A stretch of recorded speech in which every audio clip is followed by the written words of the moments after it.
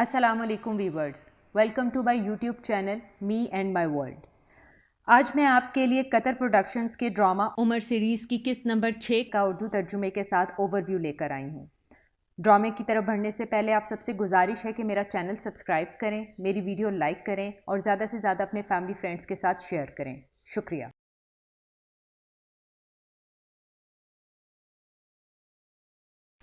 قسط نمبر 6 کا آغاز بلال کو زنجیروں میں جکڑ کر شہروں کی گلیوں میں پھرائے جانے سے ہوتا ہے۔ یہ سب دیکھ کر ابو بکر دکھی ہو جاتے ہیں۔ امیہ کے ساتھیوں میں سے ایک ساتھی بولتا ہے کہ ہم بے وقوف لوگوں کے ساتھ ایسا ہی کریں گے۔ امیہ ابن خلاف کو مکے کے لوگ کہتے ہیں کہ ایسا لگ رہا ہے کہ تم بلال کو نہیں خود کو اذیت دے رہے ہو۔ امیہ ابن خلاف کہتا ہے تم صحیح کہہ رہے ہو، لوگوں کی آنکھوں میں آج میں نے دیکھا ہے یہ سب، پر میں حیران ہوں بلال کی ہمت پر کہ وہ مرنے سے بھی نہیں ڈرتا۔ میں نے اور ظلم کیا تو کہیں وہ مر ہی نہ جائے، اور یہ مجھے خوف زدہ کر رہا ہے۔ یہ میری بے عزتی ہوگی کہ وہ بنا میرا کہا مانے مر جائے۔ دوسری طرف وحشی بلال کو پانی پلاتا ہے اور کہتا ہے میں تمہیں کیسے مرہم لگاؤں جبکہ کل وہ دوبارہ اس پر زخم لگا دیں گے۔ تم بول دو جو وہ تم سے بلوانا چاہتے ہیں، کوئی نہیں دیکھے گا تمہارے دل میں کیا ہے۔ جس پر بلال کہتا ہے نہیں، کوئی شخص میرے دل میں نہیں دیکھ سکتا۔ اگر میں ایسا کروں تو وہ سوچے گا کہ میں نے اپنے مذہب کو نیچا کر دیا اور اس کافر امیہ ابن خلاف کا ساتھ دیا۔ خدا کی قسم میں ایسا نہیں کروں گا۔ میں نے اپنی زندگی غلام کی طرح جی اور ان کا حکم مانا، لیکن اب نہیں۔ وحشی کہتا ہے ٹھیک ہے تو مر جاؤ، کیونکہ تم اس قابل نہیں ہو کہ تم سے ہمدردی کی جائے۔ بلال کہتا ہے کون تم سے ہمدردی کی بھیک مانگ رہا ہے، تمہیں اس کی زیادہ ضرورت ہے۔ وحشی کہتا ہے جیسے تمہاری مرضی، میں پاگل ہوں جو تمہاری مدد کر رہا ہوں، اور چلا جاتا ہے۔ امیہ ابن خلاف بلال کے پاس آتا ہے، جس پر بلال انہیں کہتا ہے کہ تم جلدی آ گئے، ابھی سورج اپنی تپش پر نہیں پہنچا۔ امیہ کہتا ہے ہم ہمیشہ تمہارے ساتھ اچھے رہے ہیں، حتیٰ کہ تم نے اسلام قبول کر لیا، تب بھی میں تمہارا مالک ہوں اور تمہاری ذمہ داری ہے کہ تم میرا حکم مانو۔ بلال جواباً کہتا ہے کہ ہاں تم میرے مالک ہو، لیکن خدا ہم سب کا مالک ہے۔ امیہ کہتا ہے میں تم سے بحث نہیں کر سکتا، تم مجھے وہ نہیں دے رہے ہو جو میں تم سے چاہتا ہوں، لیکن میں تم کو کچھ ایسا دینا چاہتا ہوں جو آج تک کسی مالک نے اپنے غلام کو نہیں دیا۔ جب تم باہر جاؤ تو کہو کہ میں اپنا مذہب نہیں چھوڑوں گا اور نہ ہی اپنے مالک کے مذہب پر کوئی تنقید کروں گا، اسی طرح ہم دونوں کا کام ہو جائے گا، کیا کہتے ہو؟ جس پر بلال کہتا ہے سچ اور باطل کے درمیان کچھ نہیں ہو سکتا، اگر حق کے قدم جم جائیں تو باطل اس کے سامنے جھک جاتا ہے۔ امیہ اپنے بیٹے سے مخاطب ہو کر کہتا ہے تم نے سنا اس نے کیا کہا، اور تم مجھے کہہ رہے تھے کہ میں یہ کروں، آج یہ غلام اپنے مالک سے بڑا ہو گیا۔ یہ کہہ کر امیہ چلا جاتا ہے۔ ابو الحکم عمار اور اس کے پورے خاندان سے ان کا حال دریافت کرتا ہے، جن کو اس نے گردن تک زمین میں دفنایا ہوتا ہے۔ ابو الحکم یاسر الانسی کو کہتا ہے تم اپنی بیوی کو طلاق دے دو، میں تمہیں اس کی قیمت دوں گا۔ جس پر سمیہ کہتی ہے کہ تم کتنے نیچ ہو، اور ابو الحکم جواباً کہتا ہے کہ ہاں یہ صحیح ہے۔ یہ کہہ کر وہ چلا جاتا ہے۔ ابو بکر آتے ہیں اور انہیں دلاسا دیتے ہوئے کہتے ہیں کہ صبر رکھو، میں تمہیں تمہاری آزادی خرید کر دوں گا، لیکن خدا کے رسول نے کہا ہے کہ صبر کریں، بے شک جنت میں ہماری ملاقات کی جگہ ہے۔ دوسری طرف بلال اذیت سہتے ہوئے کہہ رہا ہوتا ہے کہ اللہ ایک ہے، اللہ ایک ہے۔ یہ سن کر وہاں پر موجود تمام لوگ امیہ ابن خلاف پر ہنستے ہیں، جس پر امیہ بلال کو مزید مارتا ہے۔ ابو جندل اپنے والد ابو یزید کے پاس آ کر انہیں وہاں سے جانے کا کہتا ہے، جس پر ابو یزید کہتا ہے کہ وقت قریب ہے، یا تو یہ پلٹ آئے گا یا مر جائے گا۔ جس پر ابو جندل کہتا ہے کہ کسی کو مرتے ہوئے دیکھنا اچھی بات ہے کیا؟ ابو یزید کہتا ہے کہ مجھے تجسس ہے، خوشی نہیں۔ یہ سن کر ابو جندل وہاں سے جانے لگتا ہے تو ابو یزید کہتا ہے تم کہاں جا رہے ہو؟ ابو جندل جواب دیتا ہے میرے دل میں نہ تو تجسس ہے اور نہ ہی خوشی، میرا جانا ہی بہتر ہے۔ اتنے میں ابو بکر امیہ کے پاس آتے ہیں اور کہتے ہیں کہ تمہیں ایک کمزور انسان پر ظلم کرتے ہوئے ڈرنا چاہیے۔ جس پر امیہ کہتا ہے تمہاری وجہ سے یہ لوگ ہم سے دور ہو گئے۔ ابو بکر امیہ کو کہتے ہیں کہ تم اس کو مجھے بیچ دو، تمہیں اس سے چھٹکارا مل جائے گا۔ امیہ کہتا ہے کہ کتنی قیمت دو گے؟ ابو بکر کہتے ہیں جتنی تم بولو۔ امیہ کہتا ہے 40 سونے کے سکے۔ ابو بکر کہتے ہیں کہ ٹھیک ہے، پیسے تمہیں آج رات تک پہنچ جائیں گے۔ جس پر امیہ کہتا ہے کہ اب یہ میرا نہیں ہے، اب میں اس کا ذمہ دار نہیں ہوں۔ سب لوگ امیہ پر ہنستے ہیں، لیکن امیہ چلا جاتا ہے۔ ابو بکر اور ان کے ساتھی بلال کی زنجیریں ہٹانے لگتے ہیں، انہیں پانی پلاتے ہیں۔ ابو بکر بلال سے پوچھتے ہیں کیا تم چل سکتے ہو؟ جس پر بلال سہارا لے کر کھڑے ہوتے ہیں۔ ابو بکر عوام کو گواہ بنا کر کہتے ہیں سن لو کہ بلال آج سے آزاد ہے، اور یہ کہ یہ میرا دوست، میرا بھائی ہے، ہمیں موت کے علاوہ کوئی چیز الگ نہیں کر سکتی۔ وہاں پر موجود عمر یہ منظر دیکھ رہا ہوتا ہے اور کہتا ہے کہ ابو بکر کتنا مہربان اور شفیق انسان ہے۔ ہے۔ ابو بکر کے والد ابو بکر سے دریافت کرتے ہیں کہ کیوں تم اپنی دولت ان کمزور غلاموں کو آزاد کروانے میں خرچ کر رہے ہو؟ ابو بکر جواباً کہتے ہیں میں اپنی ساری دولت خدا کی راہ میں خرچ کر رہا ہوں، مجھے اس میں کوئی حرج نظر نہیں آ رہا۔ یہ میرے اسلامی بھائی ہیں، ان کی حفاظت کرنے والا کوئی نہیں۔ ہمارے ساتھیوں کو ڈھونڈ کر ان پر تشدد کیا جا رہا ہے، میں ان کو مشکلات سے بچا رہا ہوں۔ جس پر والد کہتے ہیں کہ تم کمزور لوگوں کو آزاد کروا رہے ہو، کم از کم مضبوط لوگوں کو آزاد کرواؤ جو تمہاری حفاظت کر سکے۔ ابو بکر کہتے ہیں میں جو کر رہا ہوں وہ صرف خدا کو خوش کرنے کے لیے کر رہا ہوں۔ دوسری طرف ابو الحکم اپنی تلوار گرم کرتا ہے اور یاسر الانسی کی طرف چل پڑتا ہے۔ کہتا ہے تم باپ اور شوہر ہو، تمہیں فرما بردار ہونا چاہیے، تمہیں کیا ان پر ترس نہیں آتا؟ اپنے دین کی طرف آ جاؤ اور اپنے گھر والوں کو بھی لے آؤ، پھر تم اپنی پوری زندگی خوشی خوشی گزارنا۔ وہ گرم تلوار یاسر کے اوپر رکھ دیتا ہے۔ یہ منظر دیکھ کر عمار رونے لگتا ہے۔ ابو الحکم اسے کہتا ہے کہ تم رو رہے ہو، خیر تمہیں اپنے باپ کے لیے رونا بھی چاہیے، وہ تمہارا بہت خیال رکھتا ہے۔ میں نے ایسا مہربان باپ نہیں دیکھا، لیکن آج تمہاری وجہ سے تمہارے ماں باپ اس حال کو پہنچے ہیں۔ دیکھو ان کی طرف، میں ان کو چھوڑ دوں گا،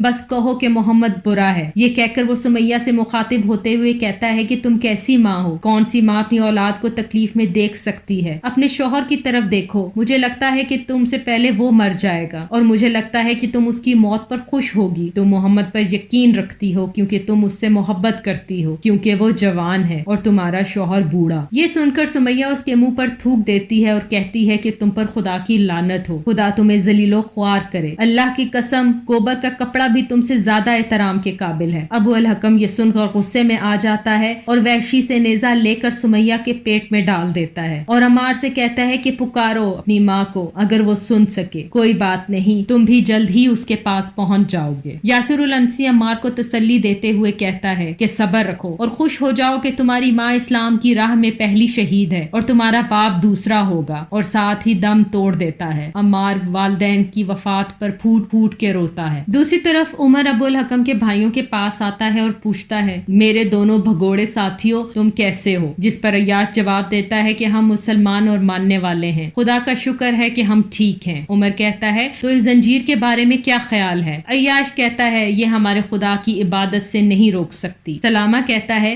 آج تمہیں کیا چیز ادھر لے آئی ہے عمر؟ عمر کہتا ہے کیا تم میرے دوست نہیں ہو؟ تمہارے ساتھ سے بہتر کسی اور کا ساتھ نہیں۔ عیاش کہتا ہے کہ تم ہمارے بھائی ابو الحکم کے پاس جاؤ کیونکہ تم دونوں ایک ہی مذہب رکھتے ہو۔ عمر کہتا ہے ہاں بالکل، لیکن مجھے اس کا ساتھ پسند نہیں ہے۔ سلامہ تمہیں ہمارا ساتھ پسند ہے؟ عمر ہاں میں سر ہلاتا ہے۔ عیاش ہاں بالکل، کیا ہم شکار کے لیے باہر جائیں یا پھر اس جگہ بیٹھ کر کھانا اور شراب منگوا کر عربیوں کے بارے میں بات کریں؟ عمر تم انتخاب کرو، تم ہمیشہ اپنی رائے دیتے ہو اور ہم اس کا احترام کرتے ہیں۔ عمر کہتا ہے مگر تم نے مجھ سے ایک سنجیدہ مسئلے پر اتفاق نہیں کیا، اپنے مذہب کے مسئلے پر۔ عیاش خدا اور اس کے رسول کی اطاعت کرو کیونکہ وہی اطاعت کے قابل ہیں۔ عمر کہتا ہے ہمیں واپس اس طرف نہیں جانا چاہیے، میں اس سے اکتا گیا ہوں، میں نے تم دونوں کو چھوڑ دیا۔ عیاش کہتا ہے پر ہم نے تمہیں نہیں چھوڑا۔ عمر کہتا ہے کیوں نہیں؟ عیاش کہتا ہے تمہارے اصول ویسے ہی ہیں جیسے کہ اسلام کے، مگر ابھی بھی تم اسلام کے مخالف ہو۔ عمر کہتا ہے تم پھر میری خوشامد کر رہے ہو۔ عیاش کہتا ہے خدا کی قسم ہم تمہاری خوشامد نہیں کر رہے، کیا جس نے ہمیں قید کیا ہم اس کی خوشامد کریں گے؟ ابو الحکم تمہیں اور خود کو کبھی بھی ایک حیثیت پر نہیں سمجھے گا، یہ ہم کہہ رہے ہیں، حالانکہ وہ ہمارا بھائی ہے اور تم اس کے بھانجے ہو اور ادی سے تعلق رکھتے ہو اور ہمارے اتنے قریبی نہیں جتنا ہمارا بھائی ہے، اور نہ ہی تم مخزوم قبیلے سے ہو۔ ابو الحکم عمار کو کھانا کھلانے اور پانی پلانے کا کہتا ہے اور عمار سے پوچھتا ہے تمہیں معلوم ہے کہ میں نے ایسا کیوں کیا؟ اتنے میں اس کا غلام گرم کلہاڑی لے کر آتا ہے۔ الحکم کہتا ہے کہ میں چاہتا ہوں کہ تم زندہ رہو اور مزید تکلیفیں سہو، تمہارے ماں باپ مجھے کچھ دیے بغیر مر گئے، مجھے لگتا ہے کہ وہ جیت گئے لیکن میں زندہ ہوں اور وہ مر گئے۔ ابو الحکم کبھی نہیں ہارتا اور نہ ہی تمہیں جیتنے دے گا، میں سننا چاہتا ہوں کہ تم بولو کہ محمد برا ہے، اگر میں جیت گیا تو تم بچ جاؤ گے، اللہ کی قسم یہ اچھی پیشکش ہے، تم کیا کہتے ہو؟ ابو الحکم عمار کے اوپر گرم کلہاڑی رکھ دیتا ہے اور کہنے کو کہتا ہے کہ بولو محمد برا ہے، جس پر عمار چیخ اٹھتا ہے کہ تم نے جو کہا وہ سچ ہے۔ ابو الحکم کہتا ہے کہ اونچی آواز میں بولو تاکہ تمام لوگ سن سکیں۔ عمار روتے ہوئے کہتا ہے محمد جھوٹا ہے، محمد جھوٹا ہے۔ ابو الحکم اپنے ساتھیوں سے کہتا ہے کہ سنا تم لوگوں نے کہ اس نے کیا کہا، میں امیہ ابن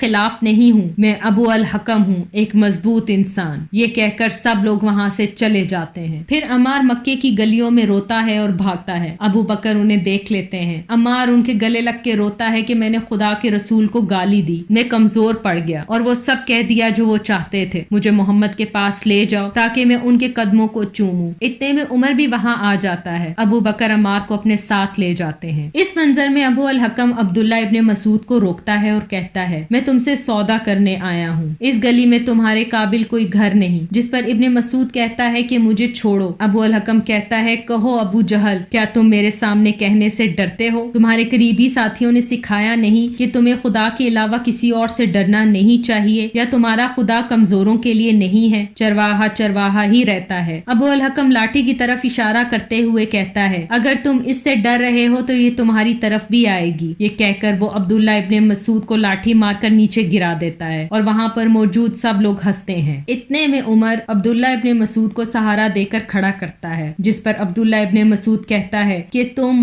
بہت بہتر ہو اور مجھے یقین ہے کہ اللہ کے رسول کی دعائیں تمہارے حق میں ضرور قبول ہوں گی۔ یہ کہہ کر عبداللہ ابن مسعود چلا جاتا ہے اور عمر کچھ پل وہاں پر حیرانگی سے کھڑے رہ جاتے ہیں۔ اگلے منظر میں سعد ابن ابی وقاص ابو بکر سے مخاطب ہو کر کہتے ہیں کہ ہم کب تک یہ ظلم سہیں گے؟ جب ہم کافر تھے تو ہمیں فخر تھا اور جب ہم مسلمان ہو گئے تو ہمیں ذلیل کیا جا رہا ہے۔ کیوں خدا کے رسول ہمیں لڑائی کی اجازت نہیں دیتے؟ ابو بکر جواباً کہتے ہیں ہمیں خدا کے رسول کے احکامات کو ماننا ہے، انہوں نے ہمیں بدلہ لینے سے منع کیا ہے، خدا نے ہمیں ان کے دیوتاؤں کو گالی دینے سے منع کیا ہے، ورنہ وہ بدلے میں ہمارے خدا کو گالی دیں گے۔ خدا نے اپنے رسول کو ہدایت کے لیے بھیجا ہے۔ میں دیکھتا ہوں کہ لوگ رسول کو نقصان پہنچانے کی کوشش کرتے ہیں۔ محمد انہیں اسلام قبول کرنے کے لیے کہتے ہیں، ان میں ان کا فائدہ نہیں بلکہ لوگوں کا اپنا ہے۔ خدا کے وعدے کے مطابق اسلام ایک دن فتح یاب ہوگا۔ ہم ابھی کم تعداد میں ہیں، مگر یہ تب تک ہے جب تک قریش کو اونچی آواز میں قرآن پڑھ کر نہ سنایا جائے۔ عبداللہ ابن مسعود کھڑے ہو کر کہتے ہیں یہ کام میں کروں گا۔ عبداللہ ابن مسعود تمام لوگوں کے سامنے سورہ رحمان کی تلاوت کرتے ہیں، سب لوگ ان کی طرف متوجہ ہوتے ہیں۔ اتنے میں عبد الشمس، ابو الحکم، ابو یزید اور عمر بھی آ جاتے ہیں۔ عبد الشمس کہتا ہے یہ عبداللہ ابن مسعود کیا کہہ رہا ہے؟ ابو یزید یہ وہی آیتیں پڑھ رہا ہے جو محمد نے اپنے ساتھیوں کو سکھائی ہیں۔ ابو الحکم غصے میں آ جاتا ہے اور کہتا ہے اس چرواہے کی اتنی ہمت؟ ابو الحکم عبداللہ ابن مسعود کو مارنے کے لیے آگے بڑھتا ہے اور بہت مارتا ہے، لیکن پھر بھی عبداللہ ابن مسعود تلاوت جاری رکھتا ہے۔ عمر یہ سب دیکھ رہے ہوتے ہیں۔ اسی کے ساتھ قسط نمبر 6 کا اختتام ہوتا ہے۔ ساتھ ہی آپ سب سے گزارش ہے کہ میرا چینل سبسکرائب کریں، میری ویڈیوز لائک کریں اور زیادہ سے زیادہ اپنے فیملی فرینڈز کے ساتھ شیئر کریں۔ اگلی قسط تک کے لیے اللہ حافظ۔